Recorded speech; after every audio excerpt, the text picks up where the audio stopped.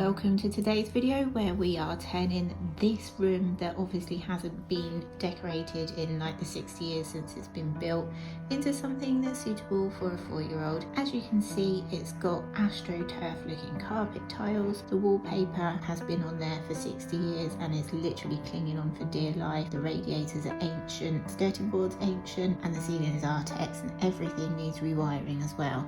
Then we can get any of it? Ah. I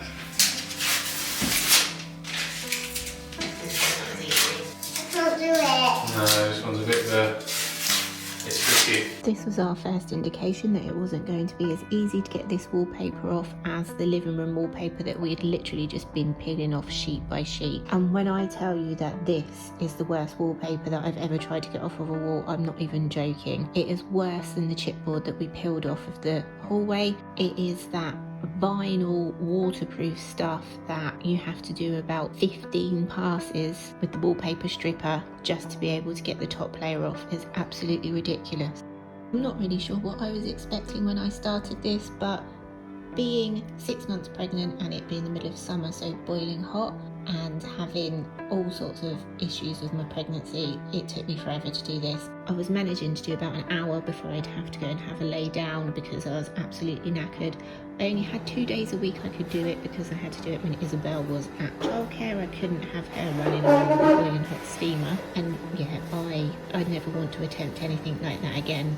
Being pregnant and trying to strip wallpaper off, it's not the one. And this was the one task that I'd assigned myself because I couldn't do any of the rewiring. I'm not a qualified electrician, and I couldn't do any of the heavy lifting because obviously pregnant, PGP, everything else that was going on. So I felt like I actually needed to do this. I wanted to do this. But this wallpaper, I don't know if anyone's ever come across it before, but it is literally waterproof. The steamer wouldn't go through the top layer without scoring it. And then you had to peel the top layer off before you could get to the bottom layer, and the whole thing was just a farce.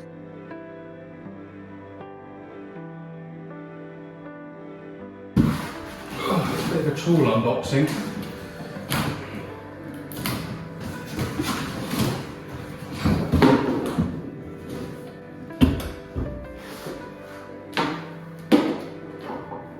Not sure how to say it, but it's a chasing tool.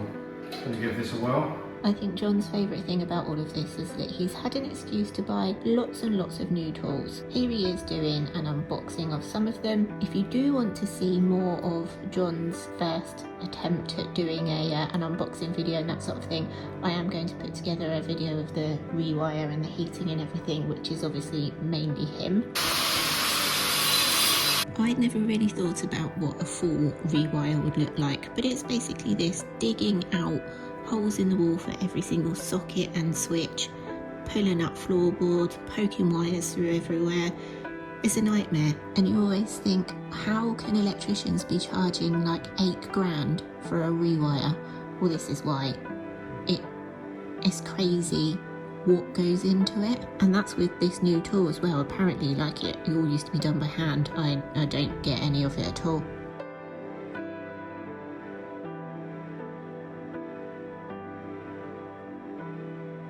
We didn't remove the carpets ourselves.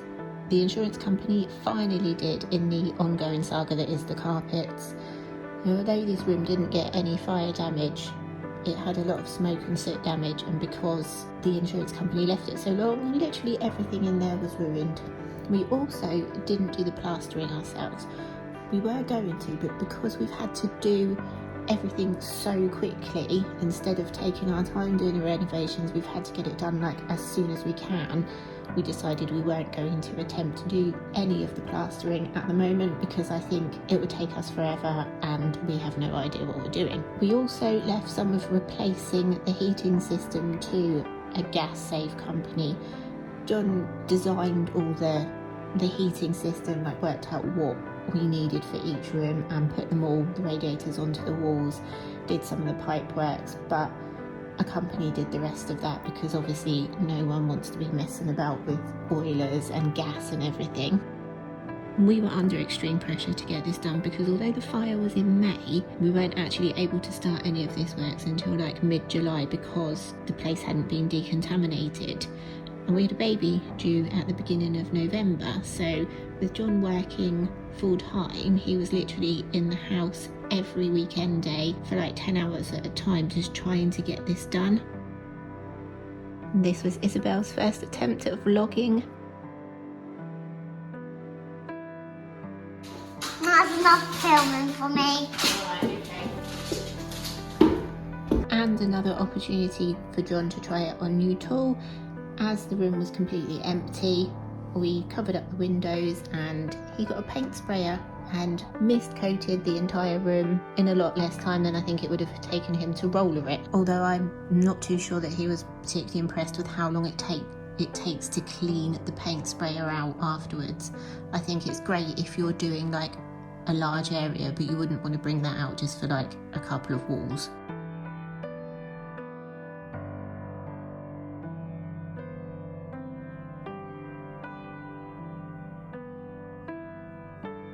Hold it to the side.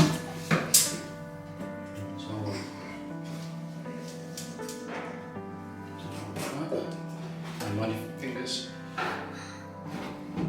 Then it was time to attempt the built-in wardrobe, the Pax Ikea hack. This took us a long time to figure out how we were going to do this, and I'll do an entirely separate video about this because the amount of work that has gone into it is phenomenal. But we had to get this done to get the skirting boards on to be able to get the carpet in, so everything just seemed to like lead into everything else. But so this we had to get done, and it took us forever to do this.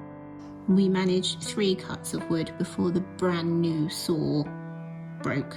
The laser just stopped working. So while we were waiting for another one to be ready for collection, we got started on building the wardrobes themselves.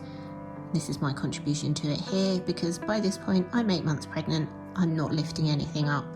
And this may look like a nice family session of DIY, but let me tell you, trying to do any form of DIY with a 3-year-old running around wanting to be involved is a nightmare. We don't have anybody else to look after her, and we didn't really know what we were doing, so we were both trying to figure this out, so we both needed to be there. But John must have the patience of a saint to put all of this together with Isabel trying to get involved.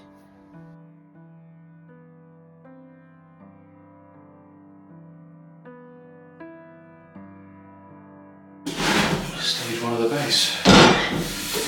We roped John's brother into helping with this bit because at this point I was 37 weeks pregnant and there was absolutely no way I was doing anything like this. I don't appear to have any footage of John painting the room or putting the skirting boards in either. I'm assuming that happened a few days after I had a baby, but here it is painted and with the skirting boards in.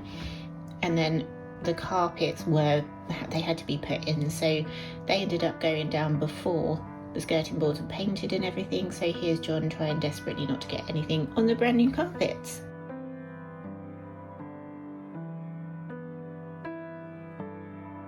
And these are the finishing touches for the wardrobe. So John actually ended up just leaving the doors on and painting the other 3 because it was just taking too long taking them off and doing it like this.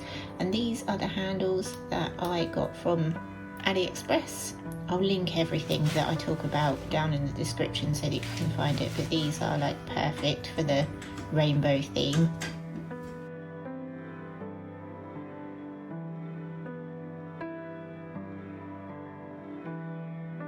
And there it is finished.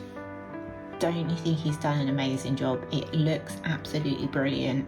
So while that was all going on, I wasn't just sitting around doing nothing the whole time. I actually decided to have a go at another IKEA hack, which is using the little spice racks as bookcases. So here I am attempting to put them together and then prime them, sand them, paint them. You may notice that when I started them I was very pregnant, and it took me so long to do them that I wasn't pregnant by the time I got around to finishing them. It was then time to start decorating, the bit that I've been looking forward to for ages. So it looks like I'm getting on with this in this video because it's so sped up, but I think I'm like 5 days post C-section here as well, so it took me forever to do this. But again, I'll link everything down in the description, but this rainbow is from Amazon. And then we moved on to the windows. So the windows in this house are huge, and I think this window is over 3 meters wide, which meant that we had to get 2 pairs of curtains because we would have needed to get them specially made to actually fit that space. But I actually love them. They look like they've got little twinkly stars in them, and again, they are another Amazon find. Another day and a spare 5 minutes while my newborn napped for a couple of minutes to actually get a bit more done. I've been looking forward to doing these for ages as well. So the posters that say Isabel, I actually made them. They're available in my Etsy shop. And then the blocks and the little star things are from a shop in Etsy. And then the rainbow, I think, is from Amazon as well. And again, I will tag all of those, or I'll list them all down in the description so that you can find them, because some of them are fabulous. We've also had a new door fitted as well, although that's not painted yet. And then it was time to put the shelves up, the shelves that I had painted and everything. And John did this because I'm not allowed to drill into freshly plastered painted rooms. I can't imagine how that would go. I think I need to practice on some old stuff first. But we used Isabel's biggest books to measure out where we wanted the shelves to go, just so that everything could fit in there.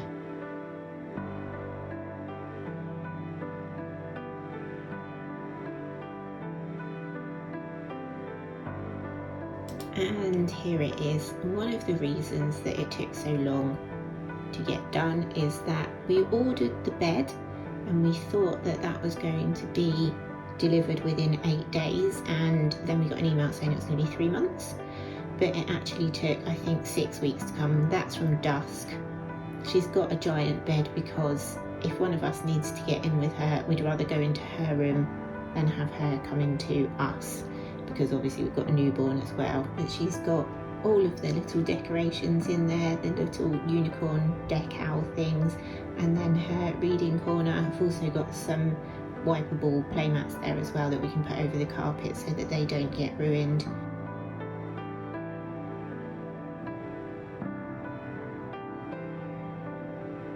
And that little lamp is actually from Temu, and we've got the small Ikea calyx there just for her to be able to put things in, and also to sort of make that little reading corner a bit more cozy.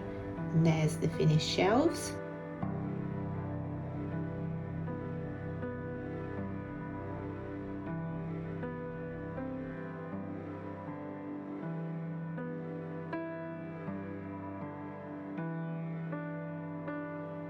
So because the window actually opens inwards in this room, which is completely daft, and these are the scariest windows ever, we've had to put locks on them, we couldn't get normal blinds, so we had to get these like perfect fit blinds that go in. And to be honest, I absolutely love these. They look so good now that they're fitted, and they just sort of clip into like the rubber of the frame around the window. But there we go, one finished bedroom and one very happy 4-year-old. Thank you for watching. Bye.